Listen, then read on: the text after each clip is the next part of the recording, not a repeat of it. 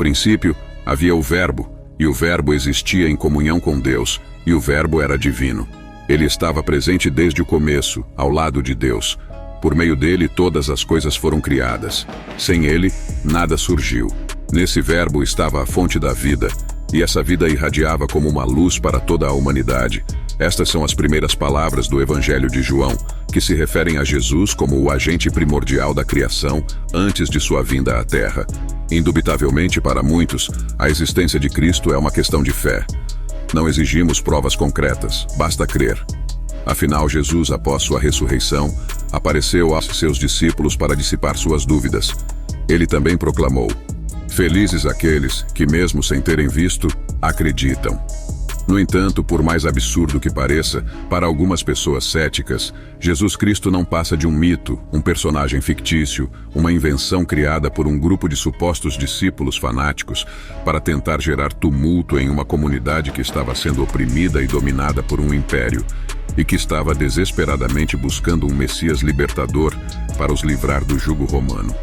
E digo absurdo porque não consigo imaginar Pedro sendo submetido a todo tipo de maus tratos físicos, perseguições e sendo crucificado de cabeça para baixo por causa de um engano, ou pregando sobre um Messias fruto de sua imaginação fantasiosa.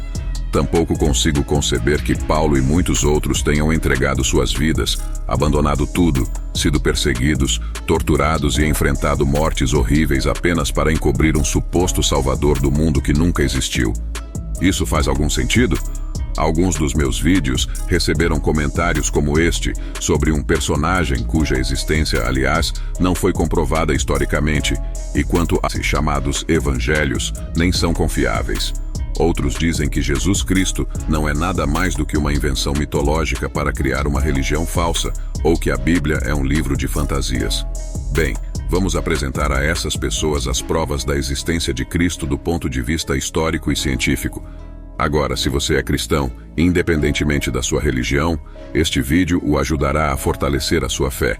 E se você não é, acredito que ele pode ser muito educativo e pode despertar a semente da curiosidade em você para que, por conta própria, possa investigar mais a fundo sobre esse assunto e comparar o que é mencionado neste vídeo com os evangelhos escritos na Bíblia. Antecedentes. Em certo momento, Jesus fez esta pergunta a seus discípulos: "Quem as pessoas dizem que eu sou?" Alguns deles responderam: "Algumas pessoas dizem que você é um grande profeta, outros dizem que você é a ressurreição de João Batista, mas apenas o apóstolo Pedro se atreveu a dizer a Jesus que ele era o Cristo, o Filho do Deus vivo." Todas essas opiniões e teorias sobre a pessoa de Jesus continuaram mesmo após a sua morte, chegando aos nossos dias. Por exemplo, afirmou-se que Jesus era um mago, outras vezes um revolucionário, e até mesmo que Jesus nunca existiu, que a maioria dos lugares, personagens e histórias do Novo Testamento eram uma grande invenção. No entanto, a ciência está conseguindo esclarecer a historicidade de Jesus nos últimos anos. Muitos dos personagens e lugares da paixão descritos nos evangelhos foram confirmados. Também foi possível identificar como históricas as cidades, sinagogas e outros locais onde Jesus esteve. Para confirmar a historicidade de uma figura antiga, alguns estudiosos propõem um processo semelhante a um julgamento. O primeiro passo é examinar as testemunhas de um evento, a credibilidade dessas testemunhas, interpretar as evidências e chegar a um veredito. Finalmente, determinar qual explicação é a melhor e quais são as suas implicações. No caso de Jesus Cristo, não havendo testemunhas vivas, é necessário recorrer a documentos históricos e evidências arqueológicas.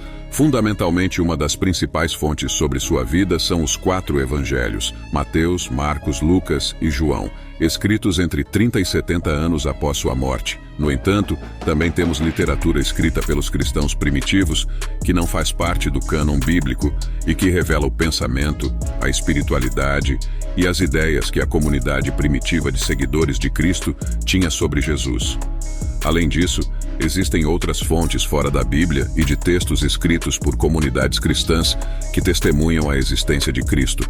Antes de continuarmos, vamos fazer com que este vídeo alcance muitas pessoas. Portanto, não hesite em escrever seus comentários para nos contar o que você pensa sobre este assunto. Sua contribuição é muito importante para nós. Também convidamos você a se inscrever, ativar as notificações e deixar um maravilhoso curtir neste vídeo. Fontes históricas. Jesus viveu uma morte pública e trágica que mudou o curso da história. Isso nos deixou várias referências a Jesus e ao impacto que ele teve no mundo de sua época na história secular. Vamos dar uma olhada em dois grandes historiadores da época que não eram cristãos e não tinham nenhuma ligação com a comunidade cristã nascente. Um deles, o historiador e governador romano Tácito, fez uma referência interessante a Jesus ao descrever como Nero martirizou cristãos do primeiro século, no ano 65, usando-os como bodes expiatórios para o grande incêndio na capital de Roma. Isso porque havia suspeitas de que o próprio imperador tinha causado o incêndio. Aqui está o que ele escreveu no ano 112 d.C. Nerão castigou com torturas os cristãos, um grupo de pessoas detestadas pelas suas maldades.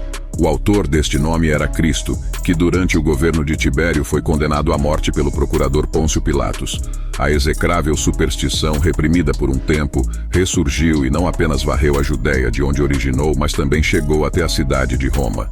O interessante desta afirmação é que Tácito confirma que Jesus foi primeiramente uma pessoa histórica, segundo, foi executado por Pôncio Pilatos, e terceiro, no ano 65 d.C., durante o governo de Nero em Roma, a fé cristã já havia se espalhado por todo o Mediterrâneo, desde a Judéia até Roma, com tamanha intensidade que o próprio imperador sentia a necessidade de intervir.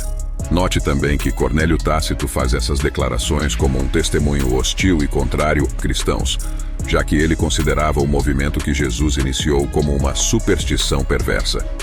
Outra fonte importante é a obra de Flávio Joséfo, um historiador que nasceu em Jerusalém entre os anos 37 ou 38 da nossa era.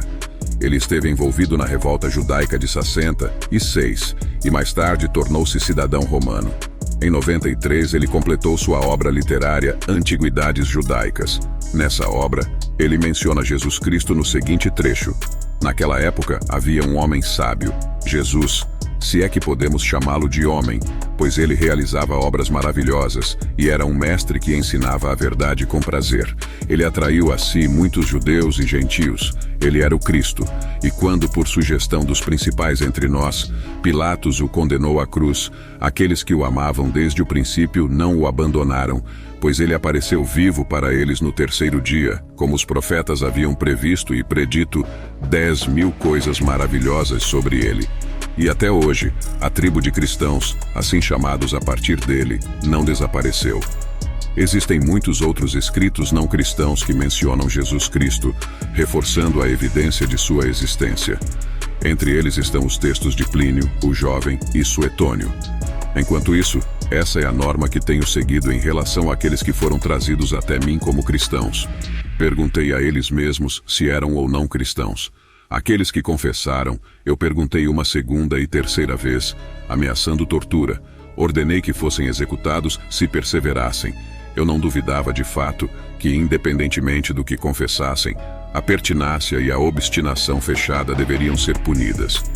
Eles também afirmaram que toda a sua culpa ou erro não era mais do que ter o costume de se reunir em um dia marcado antes do amanhecer, cantar alternadamente em louvor a Cristo como se fosse um Deus e se comprometer por juramento a não cometer crimes, não roubar, saquear, adulterar, quebrar a palavra ou se recusar a devolver um depósito quando solicitado. A arqueologia moderna também trouxe muitos elementos para comprovar Jesus como personagem histórico. Menções bíblicas como personagem histórico. O Dr. Titus Kennedy, autor do livro Desenterrando a Evidência de Jesus, faz uma descrição interessante dos artefatos arqueológicos relacionados à vida de Jesus. Começando com o nascimento de Jesus, a arqueologia descobriu uma pedra com inscrições que falam de um censo geral ordenado por César Augusto, confirmando a autenticidade do relato de São Lucas sobre os eventos relacionados ao nascimento de Jesus.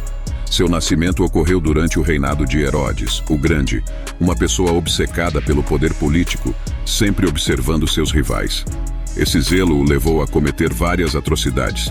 Ele chegou até mesmo a matar 3 de seus próprios filhos devido à suspeita de que eles queriam tomar o poder dele. Portanto, não é difícil acreditar que ele poderia ter mandado matar várias crianças em Belém para evitar a existência de Jesus. Durante o ministério de Jesus, os evangelhos mencionam vários milagres e os locais onde esses milagres ocorreram. O trabalho arqueológico permitiu confirmar a existência de alguns desses locais. Por exemplo, a piscina de Siloé, onde Jesus curou um cego de nascença, e a piscina de Betesda com seus 5 pórticos, onde Jesus curou um paralítico. Ambas são mencionadas no Evangelho de São João. Um dos eventos mais importantes na vida de Jesus está relacionado à sua paixão. A existência das pessoas mencionadas também foi confirmada pela literatura histórica e pela arqueologia. Um exemplo é Anás, o sumo sacerdote mencionado no Evangelho de São João. Ele é mencionado por Joséfo como sumo sacerdote e, além disso, Joséfo indica que a tumba dele estava fora das muralhas da antiga Jerusalém. E foi exatamente lá que encontraram uma tumba muito ornamentada com o nome de Anás. Quanto a Caifás, há ainda mais informações. Além do que Joséfo menciona em seu livro, em 1990, sua tumba foi encontrada fora das muralhas da antiga Jerusalém.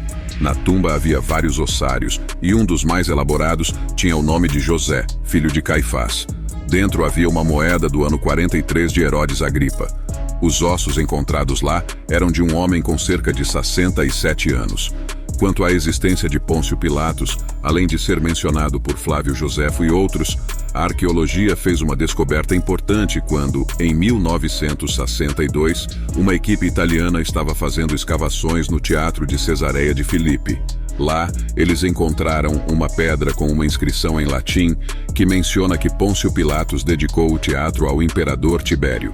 Mais tarde, encontraram um anel com o nome dele, usado para selar suas cartas, eliminando qualquer dúvida sobre a existência do procurador romano.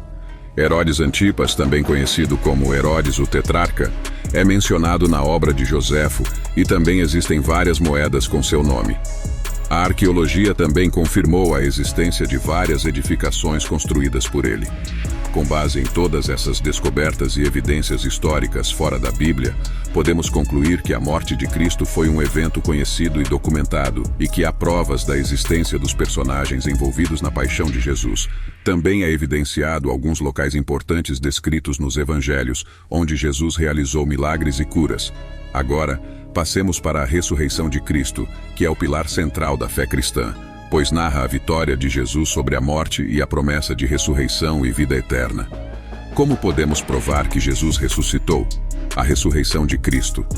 A respeito disso, temos duas possibilidades. A primeira é que o túmulo continha o corpo de Cristo morto, e a segunda é que, na manhã de domingo, o túmulo estava vazio. Se o corpo estivesse no túmulo, as autoridades judaicas e romanas simplesmente teriam mostrado o corpo sem vida ao público, e o movimento messiânico teria sido desacreditado por completo. Os discípulos teriam sido completamente desmoralizados, e isso teria economizado muito tempo, esforço, dinheiro e recursos militares em perseguições e torturas ao movimento cristão em formação. Agora, suponhamos que esses discípulos, depois de se esconderem devido ao horror de terem visto seu mestre ser morto, se organizaram para roubar o corpo de Jesus e, assim, enganar o mundo. Primeiramente, eles teriam que derrotar ou enganar a guarda romana, depois romper o selo, movendo a grande pedra de mais de 1 tonelada, e, por fim, levar o corpo embalsamado sem deixar rastros. Vamos supor que esse plano tenha sido bem sucedido e eles tenham ido a todos os cantos do mundo pregando um evangelho que anunciava a salvação, a ressurreição e a vida eterna por meio de Cristo, tudo baseado em uma fraude. Eles poderiam ter enganado o mundo, mas eles próprios saberiam que o que estavam pregando e escrevendo era uma fraude. Eles saberiam que o movimento que estava causando grande agitação social era baseado em uma mentira. No entanto, eles deram suas vidas, literalmente, por essa missão. Por que fariam isso se soubessem que era uma mentira? Seria absurdo e não faria sentido algum. Por outro lado, por que as autoridades, tanto romanas quanto judaicas, ficaram em silêncio? Esses inimigos dos discípulos e testemunhas hostis dos eventos nunca tentaram seriamente apresentar uma história diferente ou simplesmente demonstrar como os discípulos estavam enganados. Eles se dedicaram a reprimir, punir, torturar e matar. Essas foram as ferramentas que usaram. Isso enfatiza a confiabilidade do testemunho da ressurreição de Cristo, que foi apresentado simultaneamente nas sinagogas. bem sob o nariz da oposição, entre os interrogadores hostis que certamente teriam destruído o caso se os fatos fossem diferentes. Os discípulos de Jesus deram suas vidas pelo Evangelho de Cristo. Pregaram em um ambiente tão hostil que mal podemos imaginar. Eles estavam completamente convencidos da ressurreição de Cristo. Eles não hesitaram em abandonar tudo, sofrer abusos físicos, perseguições, torturas e morte em prol do Evangelho. Isso, sem dúvida alguma, prova que Cristo ressuscitou, que ele venceu a morte e que esse evento foi tão real que os apóstolos pregaram com convicção absoluta e estavam dispostos a sacrificar suas vidas para proclamar o que haviam visto e ouvido. E aqui chegamos ao final deste vídeo. Se você gostou, deixe um grande gostei, ficarei muito grato. Não esqueça de se inscrever e compartilhar.